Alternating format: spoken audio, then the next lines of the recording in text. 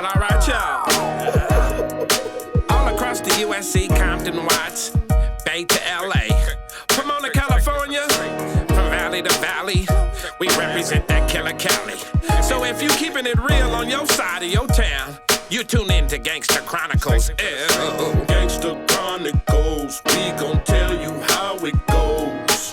If I lie, my nose will grow like Pinocchio. We gon' tell you the truth and nothing but the truth. Gangsta Chronicles, this is not your average show. You're now tuned into the real MC8, Big James, and Big Steel. This is strictly from the streets. Hello.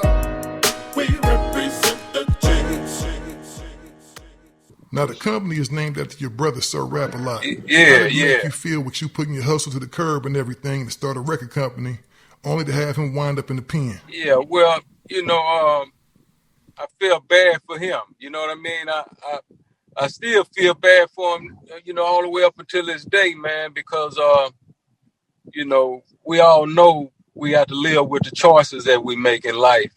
And he, at the time, he had been burned. You know how a woman get burned from niggas prior to you getting with them, and they don't bleed. You know what I mean? They be scarred, right? So I think my brother had got scarred for dealing with people prior to dealing with me, and he didn't bleed, man. So he decided to do some other shit, and it cost him 20-something years. Oh, wow, man, that's crucial right there, man, 20-some years. And I know that had to be something for him, too, seeing all the success that y'all had following his incarceration, man.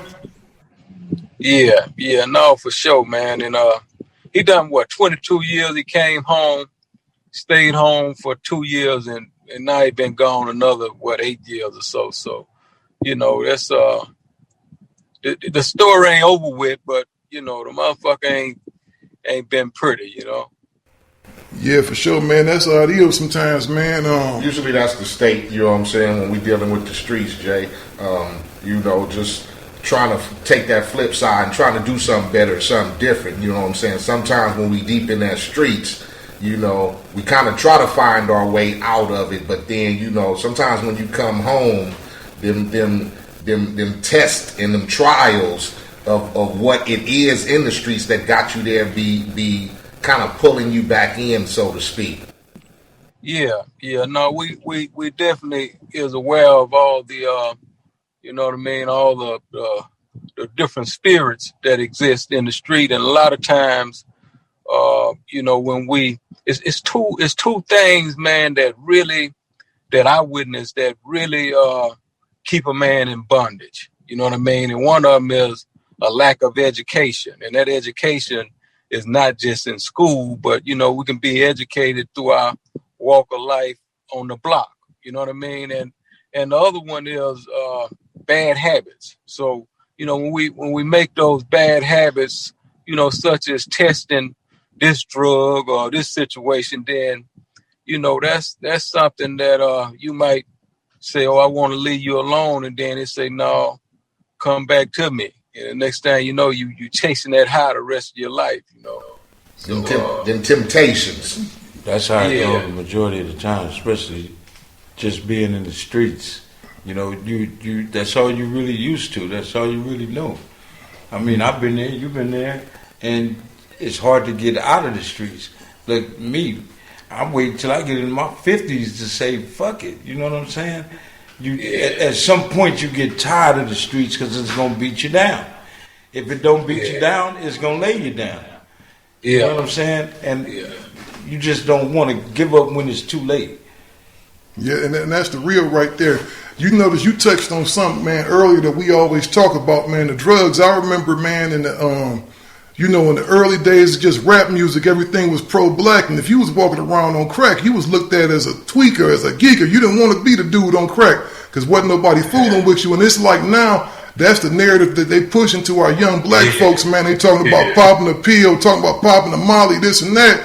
So it's like they don't make it cool, and I almost think it's a conspiracy, man, just against our people almost to push that narrative.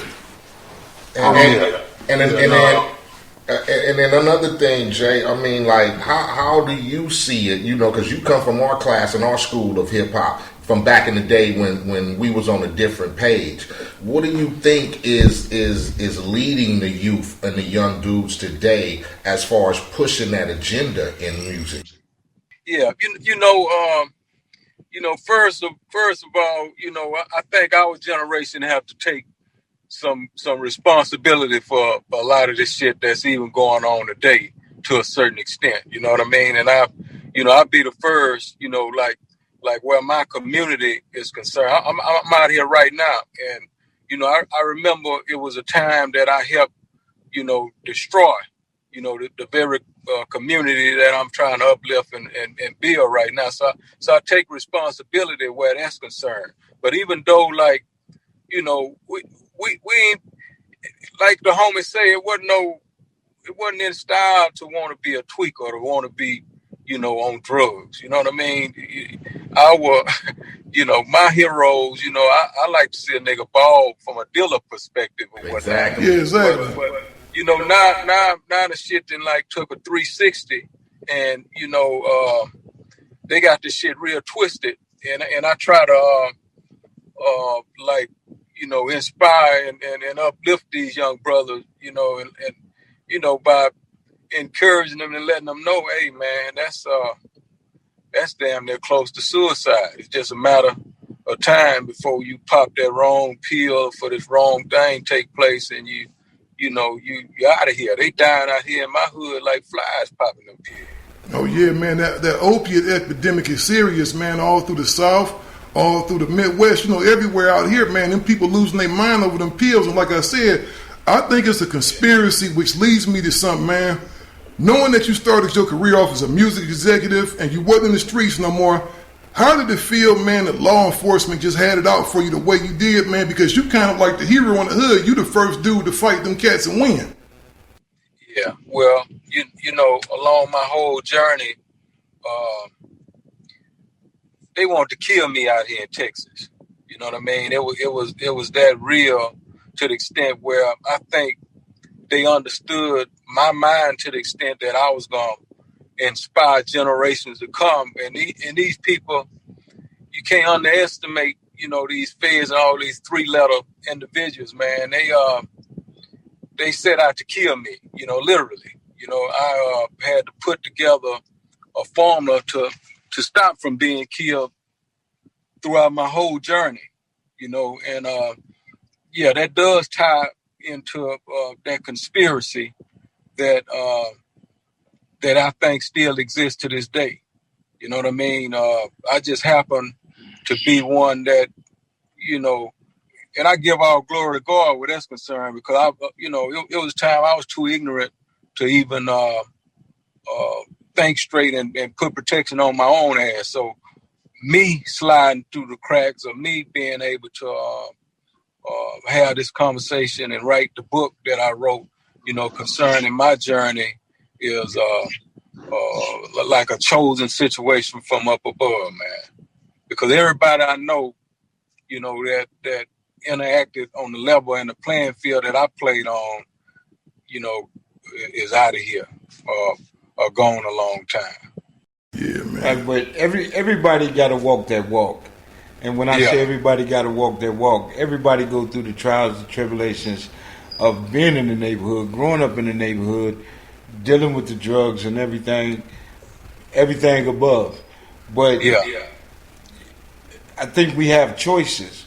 We don't make those choices, growing up in the hood, because we moving fast, and we ain't thinking about that. It's when we get in our 30s, we thinking like, damn. So you got this new drugs, the pills and the lean and all that shit. Cats still seeing their homies die from this shit, but they still doing it. And they seeing it's just altering their facial appearance. It's taken away from us. But my whole thing is to reach the neighborhood. How do you reach the little homies and tell them that this ain't the way to do it? They don't want to hear a conversation. So how you go by reaching, getting at them little cats? Yeah, well, you have to set up an infrastructure in place where you have the young hold the young accountable. You know Right. what I mean? It has to be structure in place to the extent where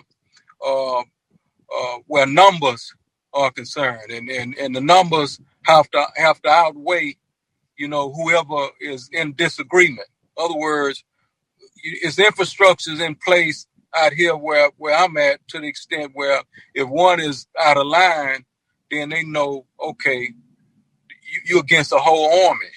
There's certain lines that you cross. But that structure, that comes, like y'all probably already know, that comes with a whole, lot of shit that, we can't really talk about right now, but structure is structure. Yeah, I feel you on that. From the streets to the yard, to the boulevard, gangsta chronicle. Well, all right, y'all. All across the USC, Compton, Watts, Bay to LA, Pomona, California, from valley to valley, we represent that killer Cali.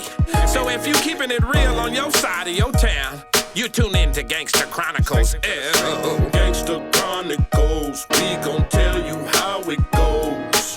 If I lie, my nose will grow like Pinocchio. We gon' tell you the truth and nothing but the truth. Gangsta Chronicles, this is not your average show. You're now tuned into the real MC8, Big James, and Big Steel. This is strictly from the streets.